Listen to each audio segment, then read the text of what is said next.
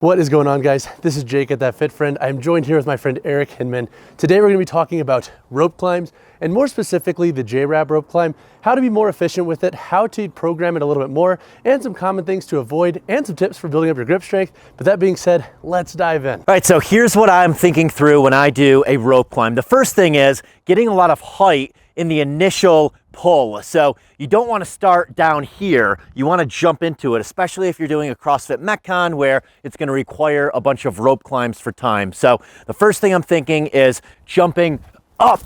And then the second thing I'm thinking about is getting my feet high on the rope so I don't have to do as big of a pull. So it's like a kip, kind of like when you're doing a toes to bar or a kipping pull-up. That's what's gonna get you the momentum up the rope so you're not using quite as much pulling strength. So jumping into it and then getting my feet high and latching onto the rope with what's called the J-Wrap. So I'll show you guys exactly what that looks like. So big hop in and then a big kip up. And then I'm into the J-Wrap right there. And then I didn't have to really use my arms that much with the pull. And then the second pull, I'm gonna do the same thing. So I'm getting my hands up high so I don't have to pull as much, and I'm gonna kip up and get my feet high again so I don't really have to use a ton of pull strength.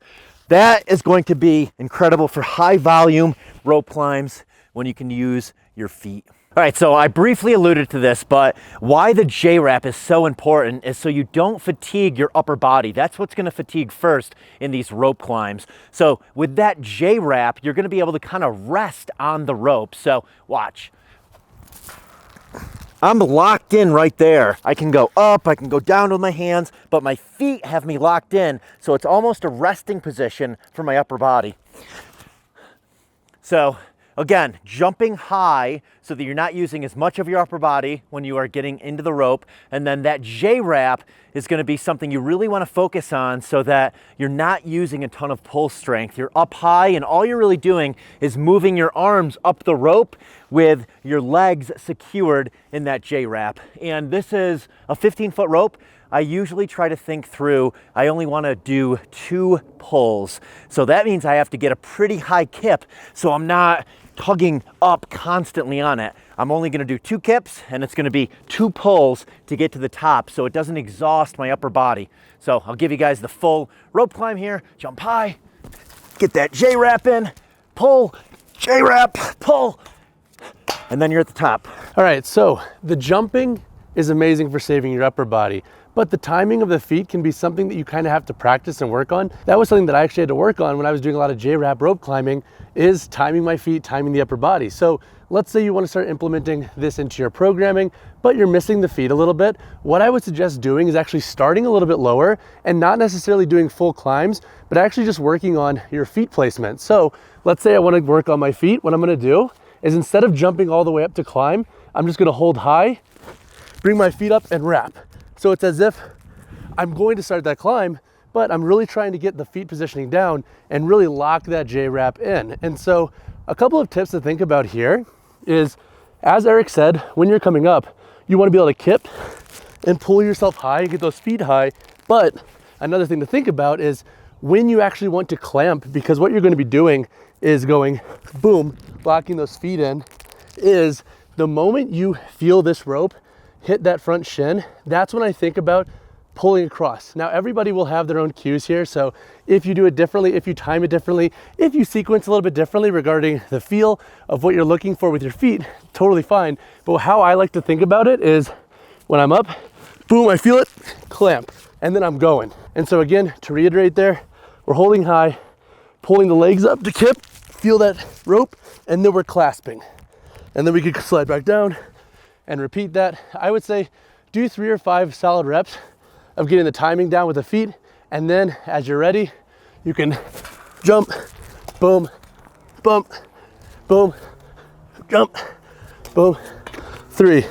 Not as efficient as Eric, but the timing is something that I'm continuing to work on with my rope climbs as well. And as you get way more efficient, you can start to knock down how many physical climbs you're doing each rope climb. All right, so we talked a lot about the ascent, but the descent is also super important because you can really fatigue your arms if you're hanging onto the rope on the descent. So some things I think about descending, if I'm doing it in a CrossFit Metcon, I'll oftentimes have some kind of padding under me so that I can really release at a pretty high point and just land on the padding.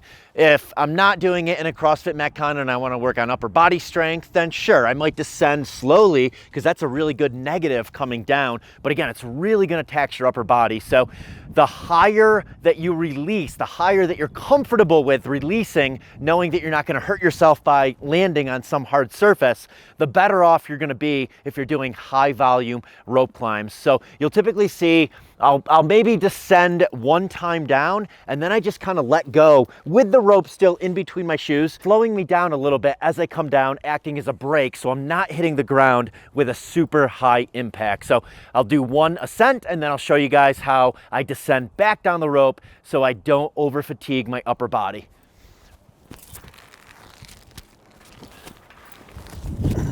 All right, so at the top, generally I'll do one down and then just let it go. And I'm keeping the rope in between my shoes again, so it's acting as a brake as I descend back down. Final tips here before we wrap up this video, and also one mistake too, to add to what Eric's already said, is I get some questions on videos where it's like, how do I build up my grip strength for rope climbs? Do I do more farmer's carries? Do I do more form of isolated accessory work for the farms?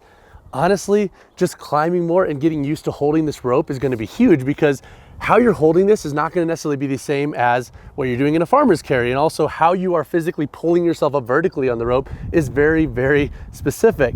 So to build up your grip strength for rope climbs, an easy way if you're a true beginner is to simply do what we were doing earlier.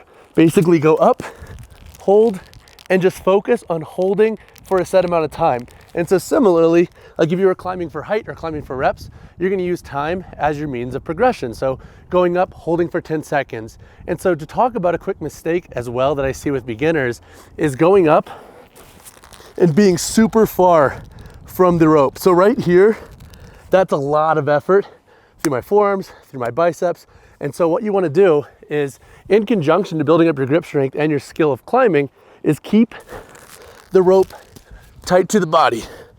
The tighter you keep the rope, the easier it's gonna be to leverage those upper body muscles to help you pull. The tighter this is, the easier it's gonna be. Now, obviously you don't wanna be climbing up with the rope like this on your body, but if you notice that you're floating out here, or if you're in like a 90 degree, almost like falling back, chances are you're burning up your biceps way faster than you need to. All right, y'all, hopefully you're able to take something away from this rope climb video. Eric, thank you so much for all the tips. Eric is a sick CrossFit athlete, placed in the top 30 last year for the Masters division, right? Yeah, the old man fit division. The old man fit division. But with rope climbing, it is very specific in how you're going to do it and how you're going to feel most comfortable doing it. So try some of the tips in this video, and also don't be afraid to kind of plug and play with your own form and how you do your rope climbs. If you have additional questions on the climbing and some of the tips that we talked about in this video, drop a comment down below or reach out to us personally, whichever you prefer. Eric's info is down in the description. I've also linked it in this video. But that being said, guys, hope you all enjoyed this one. Drop a like on the video, drop subscribe to the channel. I'll see you in the next one. Cheers, guys.